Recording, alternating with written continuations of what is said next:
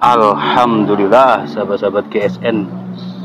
Malam hari ini kita kembali rutinitas di rumah pemotongan hewan. Biasa kita bawa kue, bawa ini ada kolak pisang, dan Bu Jenang ada jajan juga. Ini masih pemotongan 2 ekor, biasanya dipotong sendiri oleh tukangnya, sapi-sapi di sebelah sana. Nah, di sana, itu ada Pak Dokter muda, dokter hewan. Kita tanya-tanya tugasnya ini apa di sini. Kita tanya beliau. Kemarin 2 kali beliau masuk ke rekaman kita. Kita bawakan ini.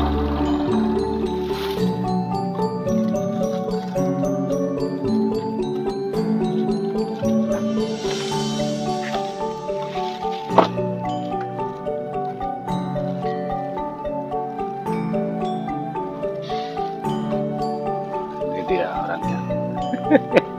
Selamat malam Pak Dokter. Malam Pak. Sendirian aja ini. Sama saya.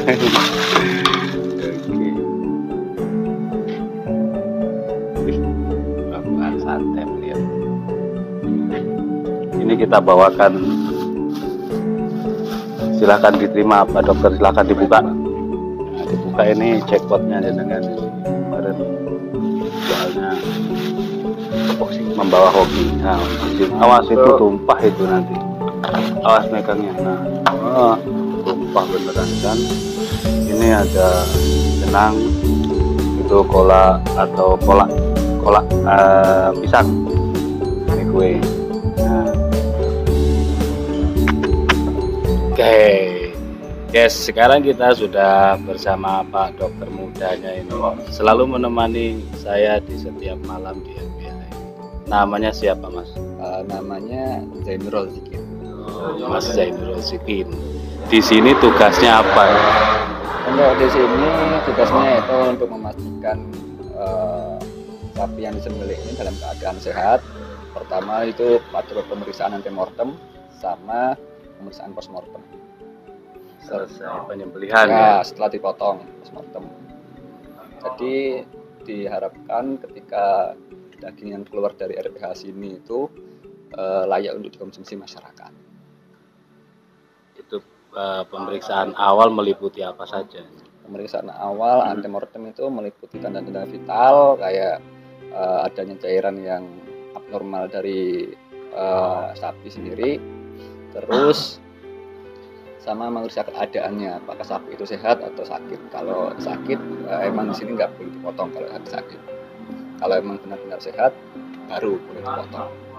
Nah, ini kalau masalah sakit tidak boleh dipotong ya kan. Kemarin di 2 hari yang lalu sempat kejadian itu sakitnya karena kecelakaan ya, mungkin jatuh dari kendaraan sehingga dia lumpuh tidak bisa berjalan, masuk ke RPH di pemotongan sehingga dipotong di pojok di pickup atau di truknya ya. Itu bagaimana?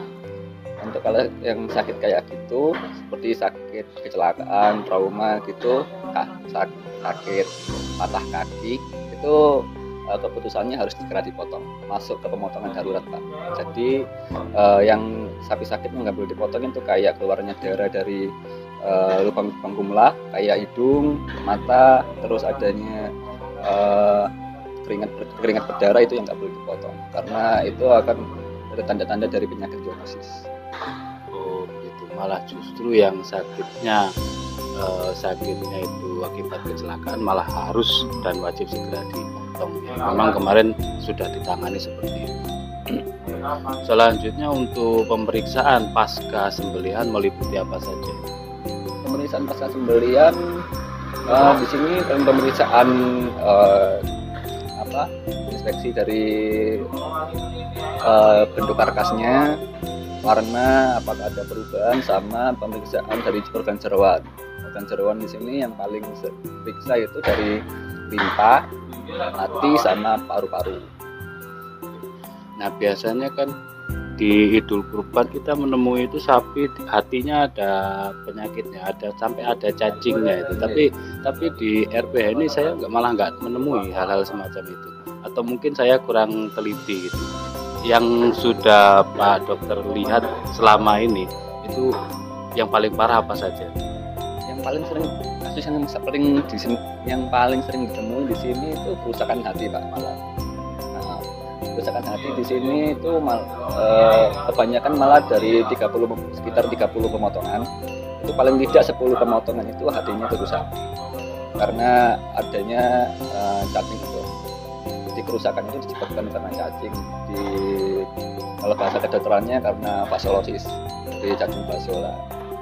Terus untuk kasus yang kedua paling adanya kerusakan di paru-paru. Kerusakan paru-paru sini yang banyak yang saya temui itu juga karena kerusakan dari fasciola.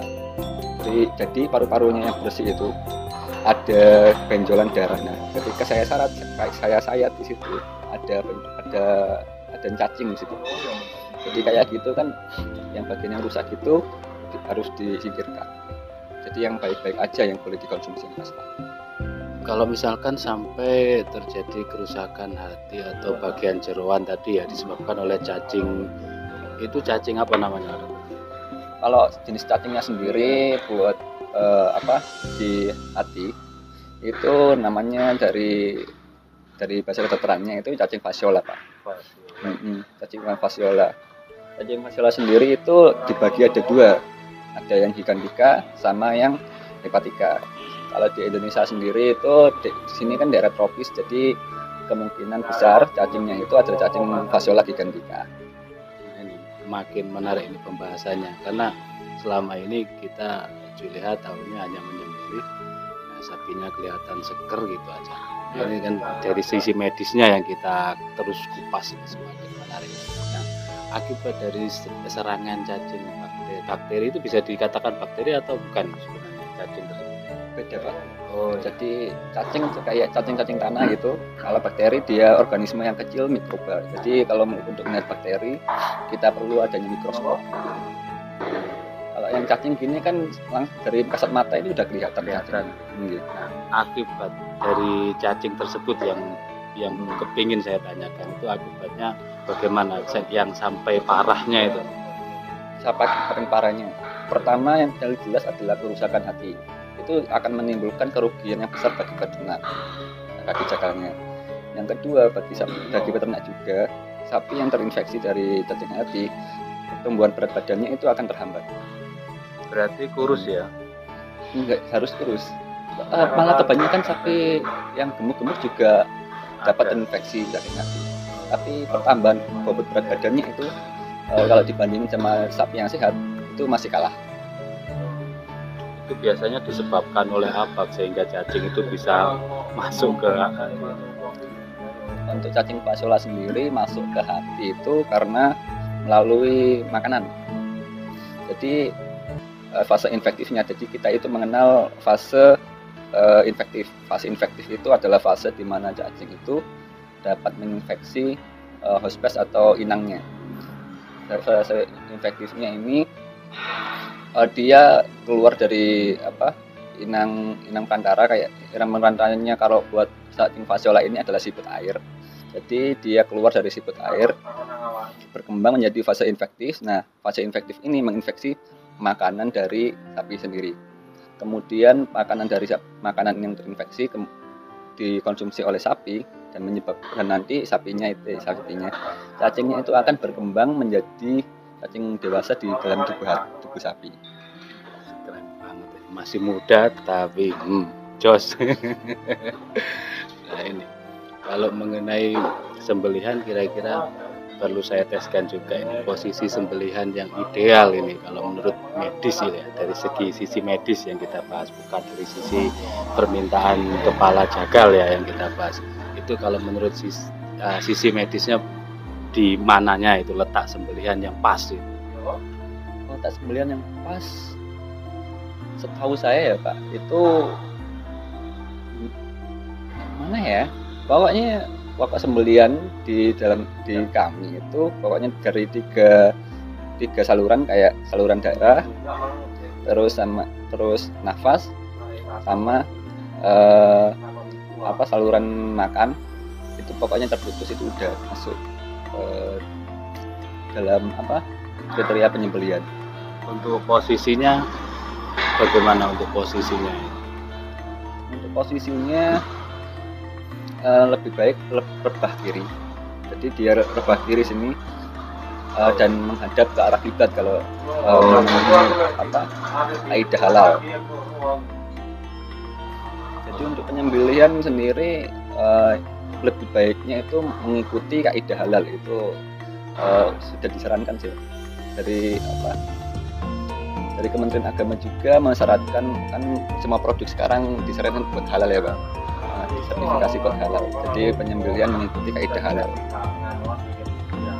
Seperti itu mungkin buat sahabat-sahabat GSN pengen bertanya atau pengen sharing atau ada hal-hal yang kurang difahami, bisa tinggalkan di kolom komentar, nanti kita bantu jawab atau kita bantu buatkan vlog lagi itu pengembangan ini dari sisi medisnya tentang seputar dunia sembelihan dan dunia hewan ini, mulai meliputi ke sapi-sapi kehewanan ini. Demikian, terima kasih Pak Dokter atas ilmunya. Selamat malam dan akhiran assalamualaikum warahmatullahi wabarakatuh.